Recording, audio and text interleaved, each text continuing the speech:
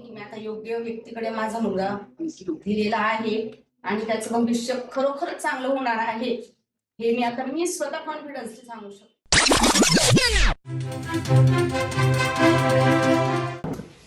Hello ma'am.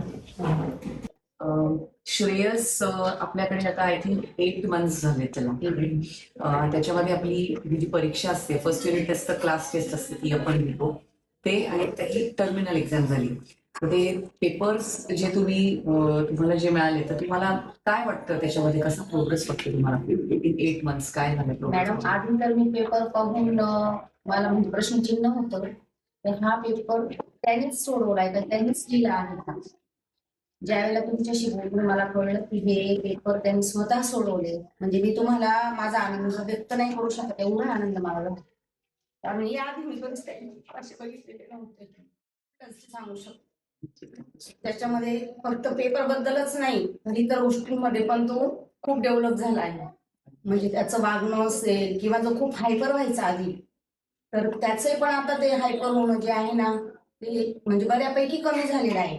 एखाद्या गोष्टीत होणं हे तर मानवी स्वभाव असतो, त्यामुळे ते झालं पण पाहिजे, पण नको त्या ठिकाणी जो तो हायपर व्हायचा किंवा समजून न घेणं, राग करणं किंवा मला अभ्यास करायचाच नाही, हे जे त्याची टेंडन्सी होती ती आता बदलली आहे. गोडी लागली अभ्यासाची. आणि त्यात घरी आल्यानंतर की मला काय होमवर्क दिलाय, मला काय करायचंय, हे तो आता स्वतः आठवतो आणि स्वतः अभ्यास करतो. म्हणजे यापूर्वी मला आता उद्या शाळेत काय सांगितलं असेल हे तो स्वतः घरी येऊन सांगत नव्हता. मला इतरांशीच कॉन्टॅक्ट करून हे समजून घ्यायचं असतं की आता स्कूलला काय सांगितलंय, काय निरोप दिलाय. म्हणजे अक्षरशः सुट्टी असेल स्कूलला हे सुद्धा तो घरी सांगत नव्हता.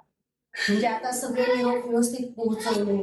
त्यानंतर इतर ज्या काही गोष्टी सगळ्या मॅथच्या बाबतीतल्या असतील किंवा हे मराठी सुद्धा तो आई मी घरून स्वतः एक शिक्षिका आहे, मी घेऊन घेऊन थकले पण नाहीच झालं माझ्याकडनं मॅडम.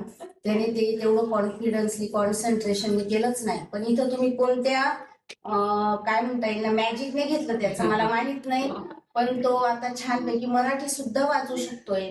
मी एक दिवस त्याचा असंच एक लेसन जो आहे तो लेसन घेतला की चल आपण रीड करू, म्हणजे मला मी नाही सांगू शकत नाही, त्याने इतका सुंदरपणे इंग्लिशचा तो लेसन वाचला सुद्धा.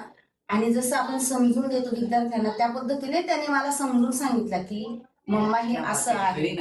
म्हणजे मला खरोखरच खूप म्हणजे आता वाटतंय की नाही माझा मुलगा योग्य दिशेने चाललाय आणि तो जीवनात काहीतरी चांगलं करणार आहे, हे मी तुम्हाला आता मी ग्वाही देऊ शकते. आता तुम्ही तर ते करणारच आहात, पण फक्त एक चांगला विद्यार्थी, एक चांगला माणूस घडवणारा विद्यार्थी तुम्ही तयार करतायत, यासाठी मी तुमचे खरोखरच आभारी आहे. आणि यापुढे त्याचं भविष्य अगदीच चांगलं कसं होईल यासाठी तुम्ही प्रयत्न करा, मी तुम्हाला पूर्णपणे सपोर्ट करणार आहे मॅडम. थँक्यू. धन्यवाद. Thank you very much.